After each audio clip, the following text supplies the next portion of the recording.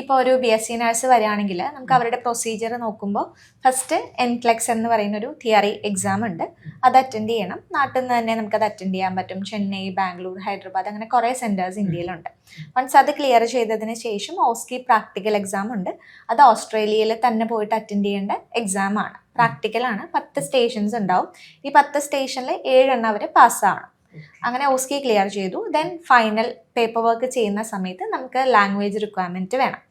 IELTS, OET, PT ഏതാണെങ്കിലും accepted ആണ്. So ഈ 3 സ്റ്റെപ്സ് കംപ്ലീറ്റ് ചെയ്യാൻ ശരിക്കും പറഞ്ഞ ഒരു 1 ഇയർ ധാരാളമാണ്.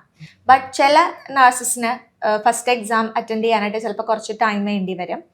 പ്രിപ്പറേഷൻസിന് വേണ്ടിയിട്ട് അത്യാവശ്യം ടൈം എടുക്കും. പിന്നെ സെക്കൻഡ് സ്റ്റേജ് ആയ OSCE അറ്റൻഡ് ചെയ്യാനായിട്ട് ചിലർക്ക് ലീവിൻ്റെ പ്രശ്നമുള്ളവരുണ്ടാവും. അപ്പോൾ കുറച്ച് ലാഗാവും. സോ ഇങ്ങനെയുള്ള കാര്യങ്ങളൊക്കെ നമ്മൾ നോക്കുമ്പോൾ ഒരു 1-1.5 വർഷത്തിനുള്ളിൽ ഒരു ആവറേജ് ടൈം എടുക്കുന്നുണ്ട് OBA പ്രോസസ്സ് കംപ്ലീറ്റ് ചെയ്യാനായിട്ട്.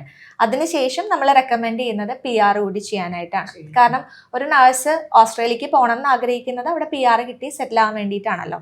അപ്പോൾ ആ ഒരു പേപ്പർ വർക്കും കൂടി കംപ്ലീറ്റ് ചെയ്ത് കഴിഞ്ഞാൽ നമുക്ക് ജോബിനും ബുദ്ധിമുട്ടുണ്ടാവില്ല. സോ ഈ എൻറ്റയർ പ്രോസസ്സ് നോക്കുമ്പോൾ ടിൽ PR വരെ ആണെങ്കിൽ ഒരു 2-2.5 വർഷമാണ് എടുക്കുന്നത്.